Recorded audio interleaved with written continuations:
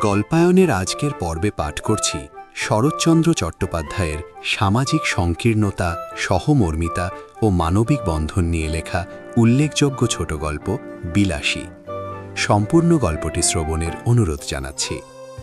পাকা 2 ক্রোশ পথ হাঁটিয়া স্কুলে বিদ্যা অর্জন করিতে যাই। আমি একা নই, 10-12 জন। যাহাদেরই বাটি পল্লীগ্রামে তাহাদেরই ছেলেদের শতকরা 80 জনকে এমনি করিয়া বিদ্যা লাভ করিতে হয়। ইহাতে লাভের অঙ্কে শেষ পর্যন্ত একেবারে শূন্য না পড়িলেও যাহা পড়ে তাহার হিসাব করিবার পক্ষে এই কয়টা কথা চিন্তা করিয়া দেখিলেই যথেষ্ট হইবে যে ছেলেদের সকালকার মধ্যে বাহির হইয়া যাতায়াতে 4 ক্রোশ পথ ভাঙিতে হয়, 4 ক্রোশ মানে 8 মাইল নয়, ঢের বেশি। বর্ষার দিনে মাথার ওপর মেঘের জল ও পায়ের নিচে 1 হাঁটু কাদা, এবং গ্রীষ্মের দিনে জলের বদলে কড়া সূর্য এবং কাদার বদলে ধুলার সাগর সাঁতার দিয়া স্কুল ঘর করিতে হয়, সে দুর্ভাগা বালকদের মা সরস্বতী খুশি হইয়া বর দিবেন কি, তাহাদের যন্ত্রণা দেখিয়া কোথায় যে তিনি মুখ লুকাইবেন ভাবিয়া পান না। তারপরে এই কৃতবিদ্য শিশুর দল বড় হইয়া একদিন গ্রামেই বসুন আর ক্ষুধার জ্বালায় অন্যত্রই যান, তাদের 4 ক্রোশ হাঁটা বিদ্যার তেজ আত্মপ্রকাশ করিবেই করিবে। কেহ কেহ বলেন শুনিয়াছি, আচ্ছা যাদের ক্ষুধার জ্বালা তাদের কথা না হয় নাই ধরিলাম, কিন্তু যাদের সে জ্বালা নাই তেমন সব ভদ্রলোকেই বা কি সুখে গ্রাম ছাড়িয়া পলায়ন করেন? তারা বাস করিতে থাকিলে তো পল্লীর এত দুর্দশা হয় না। ম্যালেরিয়ার কথাটা না হয় নাই পারিলাম, সে যাক, কিন্তু ওই 4 ক্রোশ হাঁটার জ্বালায় কত ভদ্রলোকেই যে ছেলেপুলে লইয়া গ্রাম ছাড়িয়া শহরে পালান তাহার আর সংখ্যা নাই। তারপরে একদিন ছেলেপুলের পড়াও শেষ হয় বটে। তখন কিন্তু শহরের সুখ সুবিধা রুচি লইয়া আর তাদের গ্রামে ফিরিয়ে আসা চলে না। কিন্তু থাক এ সকল বাজে কথা। স্কুলে যাই, 2 ক্রোশের মধ্যে এমন আরও তো 2-3খানা গ্রাম পার হইতে হয়। কার বাগানে আম পাকিতে শুরু করিয়াছে, কোন বনে বৈচি ফল অপর্যাপ্ত ফলিয়াছে, কার গাছে কাঁঠাল এই পাকিল বলিয়া, কার মর্তমান রম্ভার কাঁদি কাটিয়া লইবার অপেক্ষা মাত্র, কার কানাচে ঝোপের মধ্যে আনারসের গায়ে রং ধরিয়াছে, কার পুকুর পাড়ের খেজুর মেতি কাটিয়া খাইলে ধরা পড়িবার সম্ভাবনা অল্প। এই সব খবর লইতেই সময় যায়। কিন্তু আসল যা বিদ্যা, কামস্কটকার রাজধানীর নাম কি এবং সাইবেরিয়ার খনির মধ্যে রূপা মেলে না সোনা মেলে, এ সকল দরকারি তথ্য অবগত হইবার ফুরসতই মেলে না। জনৈক পল্লী বালকের ডায়েরি হইতে নকল। তার আসল নামটা কাহারও জানিবার প্রয়োজন নাই, নিষেধ আছে। ডাক নামটা না হয় ধরুন ন্যাড়া। কাজী এক্সামিনের সময় এডেন কি জিজ্ঞাসা করিলে বলি পার্সিয়ার বন্দর, আর হুমায়ুনের বাপের নাম জানতে চাহিলে লিখিয়া দিয়ে আসি তোগলক্ষা। এবং আজ 40-এর কোঠা পার হইয়াও দেখি ও সকল বিষয়ের ধারণা প্রায় একরকমই আছে। তারপরে প্রমোশনের দিন মুখ ভার করিয়া বাড়ি ফিরিয়া আসিয়ে কখনো বা দল বাঁধিয়া মতলব করি মাস্টারকে ঠ্যাঙানো উচিত, কখনো বা ঠিক করি অমন বিশ্রী স্কুল ছাড়িয়ে দেওয়াই কর্তব্য। আমাদের গ্রামের একটি ছেলের সঙ্গে মাঝে মাঝেই স্কুলের পথে দেখা হইত। তার নাম ছিল মৃত্যুঞ্জয়। আমাদের চেয়ে সে বয়সে অনেক বড়, 3rd ক্লাসে পড়িত। কবে যে সে প্রথম 3rd ক্লাসে উঠিয়াছিল এ খবর আমরা কেউই জানিতাম না। সম্ভবত তাহা প্রত্নতাত্ত্বিকের গবেষণার বিষয়। আমরা কিন্তু তাহার ওই 3rd ক্লাসটাই চিরদিন দেখিয়া আসিয়াছি। তাহার 4th ক্লাসে পড়ার ইতিহাসও কখনো শুনি নাই, 2nd ক্লাসে ওঠার খবরও কখনো পাই নাই। মৃত্যুঞ্জয়ের বাপ মা ভাই বোন কেউই ছিল না, ছিল শুধু গ্রামের এক প্রান্তে একটা প্রকাণ্ড আম কাঁঠালের বাগান, আর তার মধ্যে একটা পোড়ো বাড়ি, আর ছিল এক জ্ঞাতি খুড়া। খুড়ার কাজ ছিল ভাইপোর নানাবিধ দুর্নাম রটনা করা। সে গাঁজা খায়, সে গুলি খায়, এমনি আরও কত কি। তার আর একটা কাজ ছিল বলিয়ে বেড়ানো, ওই বাগানের অর্ধেকটা তার নিজের অংশ, নালিশ করিয়া দখল করার অপেক্ষা মাত্র। অবশ্য দখল একদিন তিনি পেয়েছিলেন বটে, কিন্তু সে জেলা আদালতে নালিশ করিয়া নয়, উপরের আদালতের হুকুমে। কিন্তু সে কথা পরে হবে। মৃত্যুঞ্জয় নিজের আধিয়া খাইত এবং আমের দিনে ওই আমবাগানটা জমা দিয়াই তাহার সারা বৎসরের খাওয়া পড়া চলিত এবং ভালো করিয়াই চলিত। যেদিন দেখা হইয়াছে সেই দিনই দেখিয়েছি মৃত্যুঞ্জয় ছেঁড়া খোড়া মলিন বইগুলি বগলে করিয়া পথের এক ধার দিয়ে নীরবে চলিয়াছে। তাহাকে কখনো কাহারও সহিত যাচিয়া আলাপ করিতে দেখি নাই, বরঞ্চ উপযাচক হইয়া কথা কহিতাম আমরাই। তাহার প্রধান কারণ ছিল এই যে দোকানের খাবার কিনিয়া খাওয়াইতে গ্রামের মধ্যে তাহার জোড়া ছিল না। আর শুধু ছেলেরাই নয়, কত ছেলের বাপ কতবার যে গোপনে ছেলেকে দিয়ে তাহার কাছে স্কুলের মাইনা হারিয়ে গেছে, বই চুরি গেছে ইত্যাদি বলিয়া টাকা আদায় করিয়া লইত, তাহা বলিতে পারি না। কিন্তু ঋণ স্বীকার করা তো দূরের কথা, ছেলে তাহার সহিত একটা কথা কহিয়াছে এ কথাও কোনো বাপ ভদ্র সমাজে কবুল করিতে চাহিত না। গ্রামের মধ্যে মৃত্যুঞ্জয়ের ছিল এমনি সুনাম। অনেকদিন মৃত্যুঞ্জয়ের সহিত দেখা নাই। একদিন শোনা গেল সে মরমর, আর একদিন শোনা গেল মালপাড়ার এক বুড়া মাল তাহার চিকিৎসা করিয়া এবং তাহার মেয়ে বিলাসী সেবা করিয়া মৃত্যুঞ্জয়কে যমের মুখ হইতে এ যাত্রা ফিরাইয়া আনিয়াছে।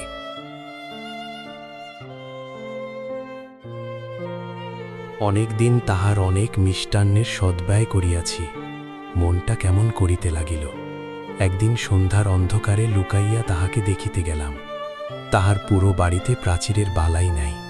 স্বচ্ছন্দে ভিতরে ঢুকিয়া দেখি ঘরের দরজা খোলা, বেশ উজ্জ্বল একটি প্রদীপ জ্বলিতেছে, আর ঠিক সম্মুখেই তক্তপোষের উপর পরিষ্কার ধবধবে বিছানায় মৃত্যুঞ্জয় শুইয়া আছে। তাহার কঙ্কালসার দেহের প্রতি চাহিলেই বোঝা যায় বাস্তবিক যমরাজ চেষ্টার ত্রুটি কিছু করেন নাই। তবে যে শেষ পর্যন্ত সুবিধা করিয়া উঠিতে পারেন নাই, সে কেবল ওই মেয়েটির জোরে। সে শিয়রে বসিয়া পাখার বাতাস করিতেছিল। অকস্মাৎ মানুষ দেখিয়া চমকিয়া উঠিয়া দাঁড়াইল। এই সেই পুরা সাপুরের মেয়ে বিলাসী। তাহার বয়স 18 কি 28 ঠাহর করিতে পারিলাম না, কিন্তু মুখের প্রতি চাহিবা মাত্রই টের পাইলাম বয়স যাই হোক, খাটিয়া খাটিয়া আর রাত জাগিয়া জাগিয়া ইহার শরীরে আর কিছু নাই, ঠিক যেন ফুলদানিতে জল দিয়া ভিজাইয়া রাখা বাসি ফুলের মতো। হাত দিয়ে এতটুকু স্পর্শ করিলে, এতটুকু নাড়াচাড়া করিতে গেলেই ঝরিয়া পড়িবে। মৃত্যুঞ্জয় আমাকে চিনিতে পারিয়া বলিল, কে নেড়া? বলিলাম, মৃত্যুঞ্জয় কহিল, বসো। মেয়েটা ঘাড় হেট করিয়া দাঁড়াইয়া রইল। মৃত্যুঞ্জয় 2-4টা কথায় যাহা কহিল তাহার মর্ম এই যে প্রায় 1.5 মাস হইতে চলিল সে শয্যাগত। মধ্যে 10-15 দিন সে অজ্ঞান অচেতন্য অবস্থায় পড়িয়াছিল। এই কয়েকদিন হইল সে লোক চিনিতে পারিতেছে, এবং যদিচ এখনো সে বিছানা ছাড়িয়া উঠিতে পারে না, কিন্তু আর ভয় নাই। ভয় নাই থাকুক, কিন্তু ছেলে মানুষ হইলেও এটা বুঝিলাম আজও যাহার শয্যা ত্যাগ করিয়া উঠিবার ক্ষমতা হয় নাই, সেই রোগীকে এই বনের মধ্যে একাকী যে মেয়েটি বাঁচাইয়া তুলিবার ভার লইয়াছিল, সে কত বড় গুরুভার। দিনের পর দিন, রাত্রির পর রাত্রি তাহার কত সেবা, কত শুশ্রূষা, কত ধৈর্য, কত রাত জাগা, সে কত বড় সাহসের কাজ। কিন্তু যে বস্তুটি এই অসাধ্য সাধন করিয়া তুলিয়াছিল, তাহার পরিচয় যদিচ সেদিন পাই নাই, কিন্তু আরেক দিন পাইয়াছিলাম। ফিরিবার সময় মেয়েটি আরেকটি প্রদীপ লইয়া আমার আগে আগে ভাঙা প্রাচীরের শেষ পর্যন্ত আসিল। এতক্ষণ পর্যন্ত সে একটি কথাও কহে নাই। এইবার আস্তে আস্তে বলিল, রাস্তা পর্যন্ত তোমায় রেখে আসব কি? বড় বড় আম গাছে সমস্ত বাগানটা যেন একটা জমাট অন্ধকারের মতো বোধ হইতেছিল। পথ দেখা তো দূরের কথা, নিজের হাতটা পর্যন্ত দেখা যায় না। বলিলাম, পৌঁছে দিতে হবে না, শুধু আলোটা দাও। সে প্রদীপটা আমার হাতে দিতেই তাহার উৎকণ্ঠিত মুখের চেহারাটা আমার চোখে পড়িল। আস্তে আস্তে সে বলিল, একলা যেতে ভয় করবে না তো? একটু এগিয়ে দিয়ে আসব? মেয়ে মানুষ জিজ্ঞাসা করে, ভয় করবে না তো? সুতরাং মনে যাই থাক। প্রত্যুত্তরে শুধু একটা না বলিয়াই অগ্রসর হইয়া গেলাম। সে পুনরায় কহিল, বন জঙ্গলের পথ, একটু দেখে দেখে পা ফেলে যেও। সর্বাঙ্গে কাঁটা দিয়া উঠিল, কিন্তু এতক্ষণে বুঝিলাম উদ্বেগটা তাহার কিসের জন্য। এবং কেন সে আলো দেখাইয়া এই বনের পথটা পার করিয়া দিতে চাহিতেছিল। হয়তো সে নিষেধ শুনিত না, সঙ্গেই যাইত, কিন্তু পীড়িত মৃত্যুঞ্জয়কে একাকী ফেলিয়া যাইতেই বোধ করি তাহার শেষ পর্যন্ত মন সরিল না। 20-25 বিঘার বাগান, সুতরাং পথটা কম নয়। এই দারুণ অন্ধকারের মধ্যে পদক্ষেপই বোধ করি ভয়ে ভয়ে করিতে হইত। কিন্তু পরক্ষণেই মেয়েটির কথাতেই সমস্ত মন এমনি আচ্ছন্ন হইয়া রহিল যে ভয় পাইবার আর সময় পাইলাম না। কেবল মনে হইতে লাগল একটা মৃতকল্প রোগী লইয়া থাকা কত কঠিন। মৃত্যুঞ্জয় তো যে কোনো মুহূর্তেই মরিতে পারিত। তখন সমস্ত রাত্রে এই বনের মধ্যে মেয়েটি একাকী কি করিত, কেমন করিয়া তাহার সে রাত্রিটা কাটিত? এই প্রসঙ্গে অনেক দিন পরের একটা কথা আমার মনে পড়ে। এক আত্মীয়ের মৃত্যুকালে আমি উপস্থিত ছিলাম। অন্ধকার রাত্রি, বাটিতে ছেলে পুলে চাকর বাকর নাই। ঘরের মধ্যে শুধু তার সদ্য বিধবা স্ত্রী আর আমি। তার স্ত্রী তো শোকের আবেগে দাপাদাপি করিয়া এমন কাণ্ড করিয়া তুলিলেন যে ভয় হইল তাহারও প্রাণটা বুঝি বাইর হইয়া যায়বা। কাঁদিয়া কাঁদিয়া বারবার আমাকে প্রশ্ন করিতে লাগলেন, তিনি স্বেচ্ছায় যখন সহমরণে যাইতে চাহিতেছেন তখন সরকারের কি? তার যে আর তিলার্ধ বাঁচিতে স্বাদ নাই, এ কি তারা বুঝিবে না? তাদের ঘরে কি স্ত্রী নাই? তারা কি পাষাণ? আর এই রাত্রেই গ্রামের 5 জনে যদি নদীর তীরের কোনো একটা জঙ্গলের মধ্যে তার সহমরণের জোগাড় করিয়া দেয় তো পুলিশের লোক জানিবে কি করিয়া? এমনি কত কি। কিন্তু আমার তো আর বসিয়ে বসিয়ে তার কান্না শুনলেই চলে না। পাড়ায় খবর দেওয়া চাই, অনেক জিনিস জোগাড় করা চাই। কিন্তু আমার বাইরে যাইবার প্রস্তাব শুনিয়েই তিনি প্রকৃতিস্থ হইয়া উঠিলেন। চোখ মুছিয়ে বললেন, ভাই, যা হবার সে তো হয়েছে, আর বাইরে গিয়ে কি হবে? রাতটা কাটুক না। বলিলাম, অনেক কাজ, না গেলেই যে নয়। তিনি বললেন, হোক কাজ, তুমি বসো। বলিলাম, বসলে চলবে না, একবার খবর দিতেই হবে। বলিয়া পা বাড়াইবা মাত্রই তিনি চিৎকার করিয়া উঠিলেন, ওরে বাপরে, আমি একলা থাকতে পারবো না। কাজেই আবার বসিয়ে পড়তে হইল, কারণ তখন বুঝিলাম যে স্বামী জ্যান্ত থাকিতে তিনি নির্ভয়ে 25 বছর একাকী ঘর করিয়াছেন, তার মৃত্যুটা যদি বা সহে, তার মৃতদেহটা এই অন্ধকার রাত্রে 5 মিনিটের জন্যও স্ত্রীর সহিবে না। বুক যদি কিছুতে ফাটে তো সে এই মৃত স্বামীর কাছে একলা থাকিলে। কিন্তু দুঃখটা তাহার তুচ্ছ করিয়া দেখানোও আমার উদ্দেশ্য নহে, কিংবা তাহা খাঁটি নয় এ কথা বলাও আমার অভিপ্রায় নহে, কিংবা একজনের ব্যবহারেই তাহার চূড়ান্ত মীমাংসা হইয়া গেল তাহাও নহে। কিন্তু এমন আরও অনেক ঘটনা জানি যাহার উল্লেখ না করিয়াও আমি এই কথা বলতে চাই, যে শুধু কর্তব্য জ্ঞানের জোরে অথবা বহুকাল ধরিয়া একসঙ্গে ঘর করার অধিকারেই এই ভয়টাকে কোনো মেয়ে মানুষই অতিক্রম করতে পারে না। ইহা আর একটা শক্তি যাহা বহু স্বামী স্ত্রী 100 বছর একত্রে ঘর করার পরেও হয়তো তাহার কোনো সন্ধান পায় না। কিন্তু সহসা সেই শক্তির পরিচয় যখন কোনো নরনারীর কাছে পাওয়া যায়, তখন সমাজের আদালতে আসামি করিয়া তাহাদের দণ্ড দেওয়ায় আবশ্যক যদি হয় তো হোক, কিন্তু মানুষের যে বস্তুটি সামাজিক নয়, সে নিজে যে ইহাদের দুঃখে গোপনে অশ্রু বিসর্জন না করিয়া কোনো মতেই থাকিতে পারে না। প্রায় মাস 2 মৃত্যুঞ্জয়ের খবর লই নাই।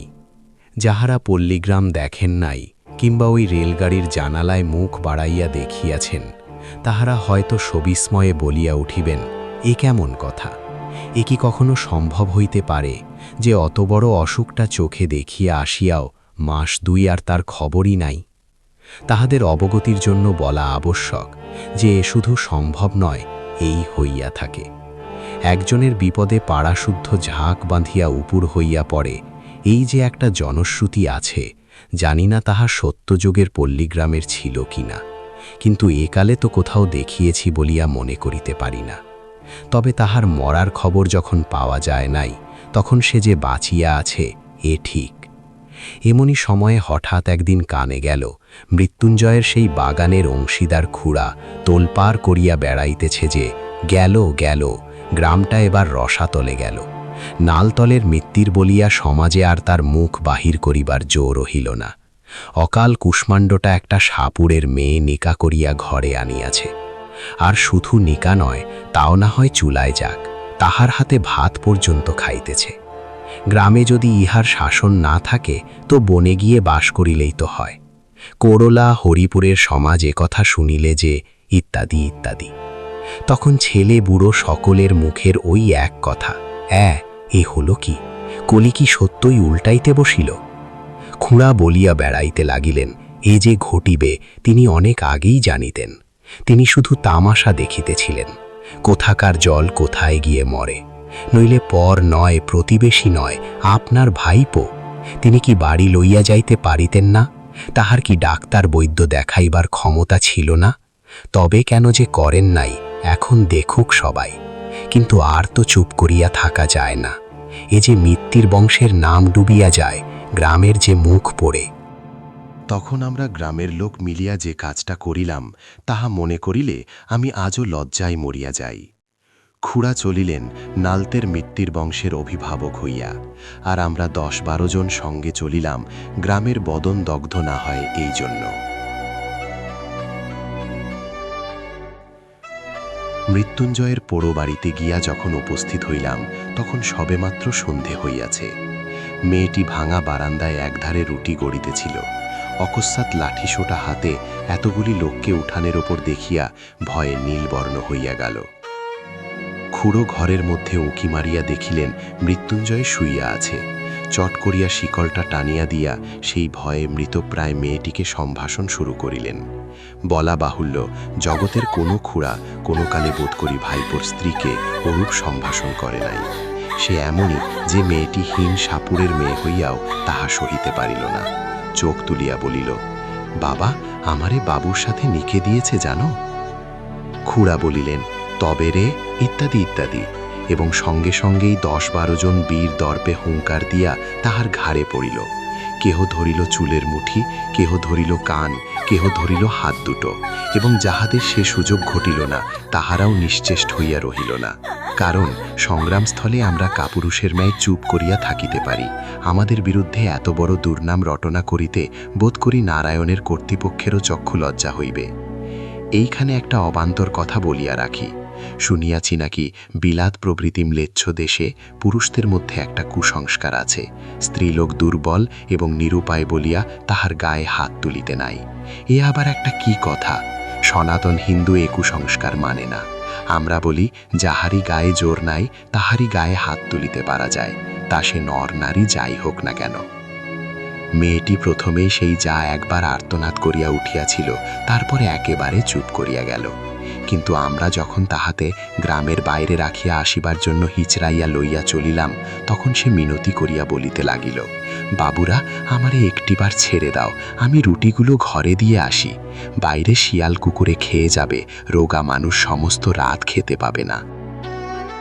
মৃত্যুঞ্জয় রুদ্ধ ঘরের মধ্যে পাগলের মতো মাথা কুটিতে লাগিল, দ্বারে পদাঘাত করিতে লাগিল এবং শ্রাব্য অশ্রাব্য বহুবিধ ভাষা প্রয়োগ করিতে লাগিল। কিন্তু আমরা তাহাতে তিলার্ধ বিচলিত হইলাম না। স্বদেশের মঙ্গলের জন্য সমস্ত অকাতরে সহ্য করিয়া তাহাতে হিড় হিড় করিয়া টানিয়া লইয়া চলিলাম বলিতেছি, কেননা আমিও বরাবর সঙ্গে ছিলাম।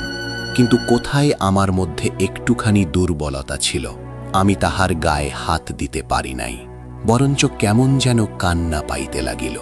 সে যে অত্যন্ত অন্যায় করিয়াছে এবং তাহাকে গ্রামের বাহির করাই উচিত বটে, কিন্তু এটাই যে আমরা ভালো কাজ করিতেছি সেও কিছুতে মনে করিলাম না।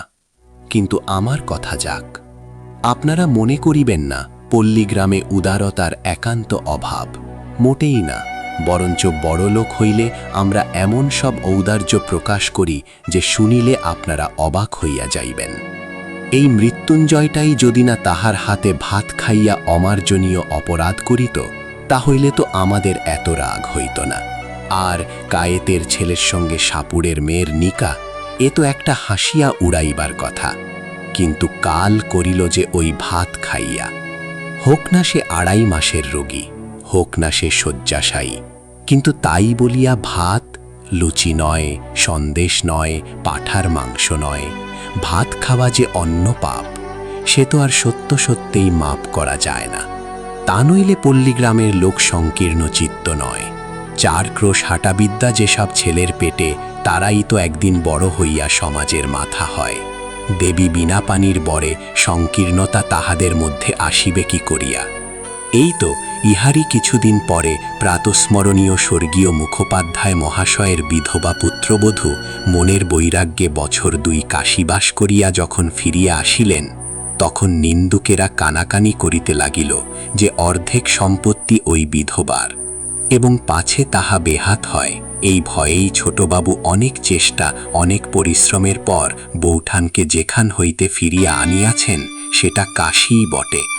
যাই হোক, ছোটবাবু তাহার স্বাভাবিক ঔদার্যে গ্রামের 12 আরি পূজা বাবদ 200 টাকা দান করিয়া 5খানা গ্রামের ব্রাহ্মণের সদক্ষিণা উত্তম ফলাহারের পর প্রত্যেক সদ্ব্রাহ্মণের হাতে যখন একটা করিয়া কাঁসার গেলাস দিয়া বিদায় করিলেন, তখন ধন্য ধন্য পড়িয়া গেল। এমনকি পথে আসিতে অনেকেই দেশের এবং দশের কল্যাণের নিমিত্ত কামনা করিতে লাগিলেন। এমন সব যারা বড় লোক, তাদের বাড়িতে বাড়িতে মাসে মাসে এমন সব সদনুষ্ঠানের আয়োজন হয় না কেন?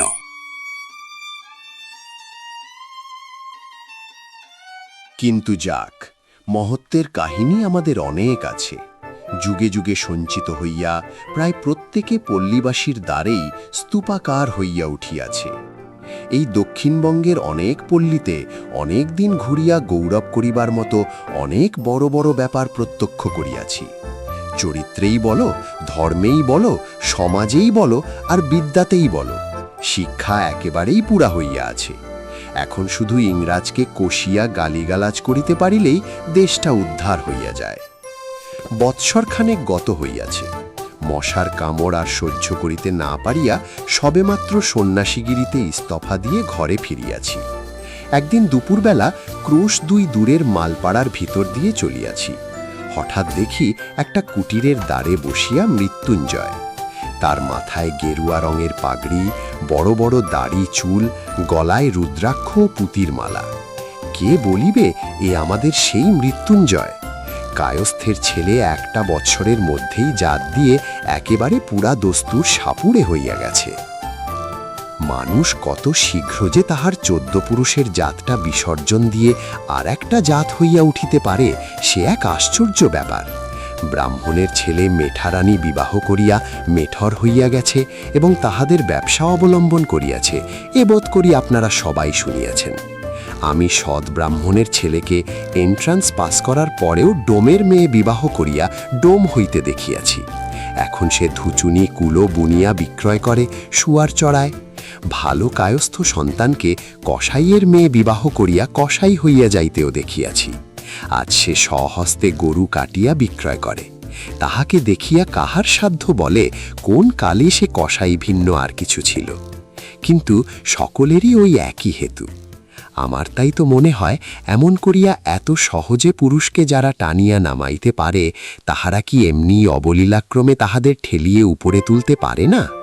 যে পল্লীগ্রামের পুরুষদের সুখ্যাতিতে আজ পঞ্চমুখ হইয়া উঠিয়াছি, গৌরবটা কি একা শুধু তাহাদেরই?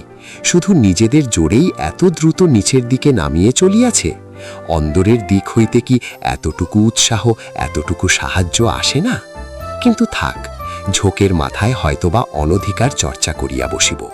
কিন্তু আমার মুশকিল হইয়াছে এই যে, আমি কোনো মতেই ভুলিতে পারি না দেশের 90 জন নরনারী ওই পল্লীগ্রামেরই মানুষ, এবং সেই জন্য কিছু একটা আমাদের করা চাই। যাক, বলতেছিলাম যে, দেখিয়া কে বলিবে এই সেই মৃত্যুঞ্জয়। কিন্তু আমাকে সে খাতির করিয়া বসাইল। বিলাসী পুকুরে জল আনিতে গিয়েছিল, আমাকে দেখিয়ে সেও ভারী খুশি হইয়া বারবার বলতে লাগিল, তুমি না আগলালে সে রাত্রিরে আমাকে তারা মেরেই ফেলত, আমার জন্যে কত মারি না জানি তুমি খেয়েছিলে। কথায় কথায় শুনিলাম পরের দিনই তাহারা এখানে উঠিয়ে আসিয়া ক্রমশ ঘর বাঁধিয়া বাস করিতেছে এবং সুখে আছে। সুখে যে আছে এ কথা আমাকে বলার প্রয়োজন ছিল না, শুধু তাহাদের মুখের পানে চাহিয়াই আমি তাহা বুঝিয়াছিলাম। তাই শুনিলাম আজ কোথায় নাকি তাহাদের সাপ ধরার বায়না আছে এবং তাহারা প্রস্তুত হইয়াছে। আমিও অমনি সঙ্গে যাইবার জন্য লাফাইয়া উঠিলাম। ছেলেবেলা হইতেই 2টা জিনিসের ওপর আমার প্রবল শখ ছিল। এক ছিল গোখরো কেউটে সাপ ধরিয়া পোষা, আর ছিল মন্ত্রসিদ্ধ হওয়া। সিদ্ধ হওয়ার উপায় তখনও খুঁজিয়া বাহির করিতে পারি নাই, কিন্তু মৃত্যুঞ্জয়কে ওস্তাদ লাভ করিবার আশায় আনন্দে উৎফুল্ল হইয়া উঠিলাম। সে তাহার নামজাদা শ্বশুরের শিষ্য, সুতরাং মস্ত লোক। আমার ভাগ্য যে অকস্মাৎ এমন সুপ্রসন্ন হইয়া উঠিবে তাহা কে ভাবিতে পারিত? কিন্তু শক্ত কাজ এবং ভয়ের কারণ আছে বলিয়া প্রথমে তাহারা উভয়েই আপত্তি করিল, কিন্তু আমি এমনি নাছরবান্দা হইয়া উঠিলাম যে মাসখানেকের মধ্যে আমাকে সাগরেত করিতে মৃত্যুঞ্জয় পথ পাইল না। সাপ ধরার মন্ত্র এবং হিসাব শিখাইয়া দিল এবং কবজিতে ওষুধ সমেত মাদুলি বাঁধিয়া দিয়ে দস্তুর মতো সাপুড়ে বানাইয়া তুলিল। মন্ত্রটা কি জানেন? তার শেষটা আমার মনে আছে। ওরে কেউটে তুই মনসার বাহন, মনসা দেবী আমার মা, ওল্ড পালট পাতাল ফোড়, ঢোড়ার বিষ তুই নেয়, তোর বিষ ঢোড়ারে দে, দুধ রাজ মণিরাজ, কার আজ্ঞে? বিষ হরির আজ্ঞে। ইহার মানে যে কি তাহা আমি জানি না, কারণ যিনি এই মন্ত্রের দ্রষ্টা ঋষি ছিলেন নিশ্চয়ই কেহ না কেহ ছিলেন, তার সাক্ষাৎ কখনো পাই নাই। অবশেষে একদিন এই মন্ত্রের সত্য মিথ্যার চরম মীমাংসা হইয়া গেল বটে, কিন্তু যতদিন না হইল ততদিন সাপ ধরার জন্য চতুর্দিকে প্রসিদ্ধ হইয়া গেলাম। সবাই বলাবলি করিতে লাগল, হ্যাঁ, ন্যাড়া একজন গুণী লোক বটে, সন্ন্যাসী অবস্থায় কামাখ্যায় গিয়ে সিদ্ধ হইয়া আসিয়াছে। এতটুকু বয়সের মধ্যে এত বড় ওস্তাদ হইয়া অহংকারে আমার আর মাটিতে পা পড়ে না, এমনি জো হইল। বিশ্বাস করিল না শুধু দুইজন।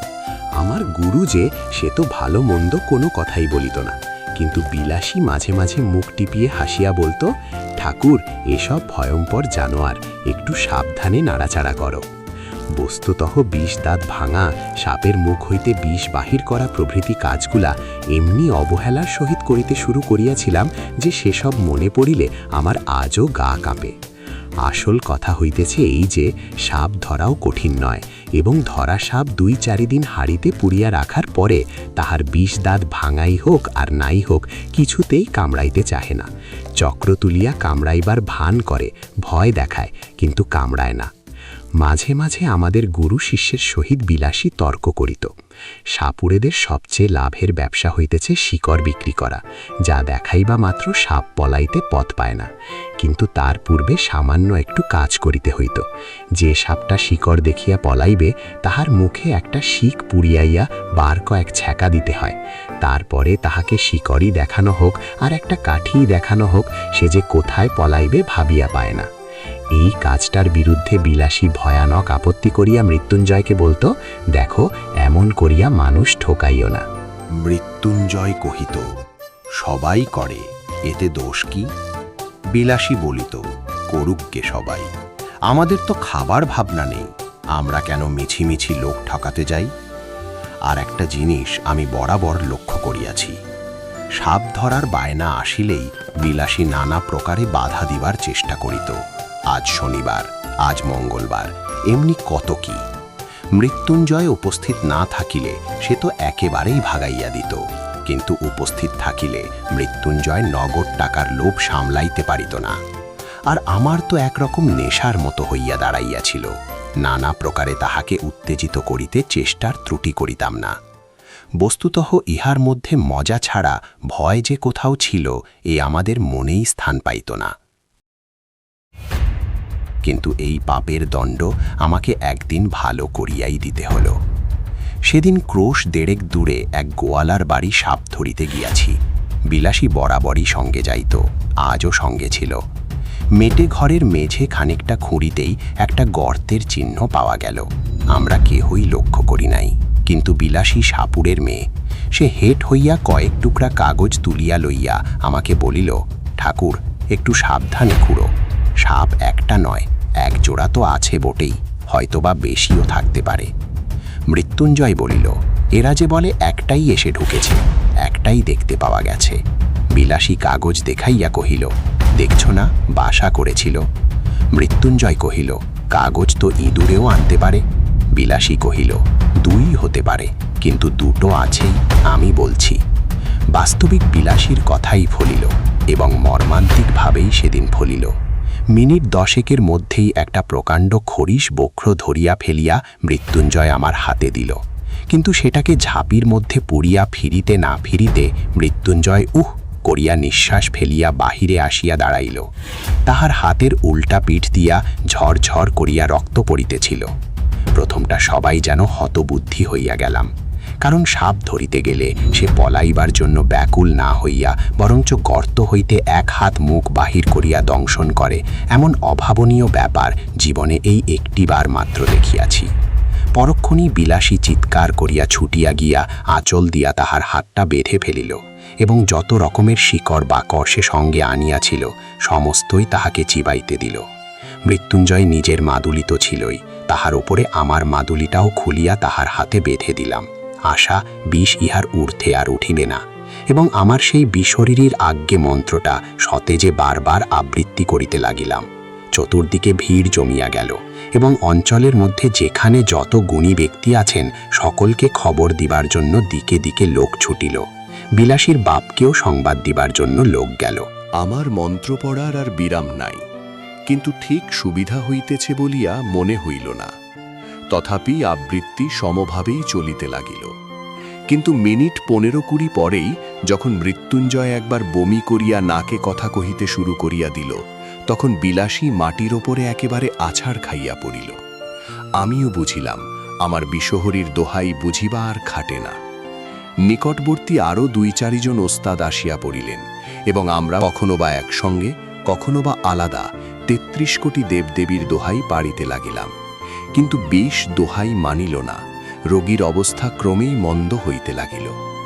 যখন দেখা গেল ভালো কথাই হইবে না, তখন 3-4 জন রোজা মিলিয়ে বিষকে এমনই অকথ্য অশ্রাব্য গালিগালাজ করিতে লাগিল যে বিষের পান থাকিলে সে মৃত্যুঞ্জয় তো মৃত্যুঞ্জয় সেদিন দেশ ছাড়িয়া পলাইত। কিন্তু কিছুতেই কিছু হইল না।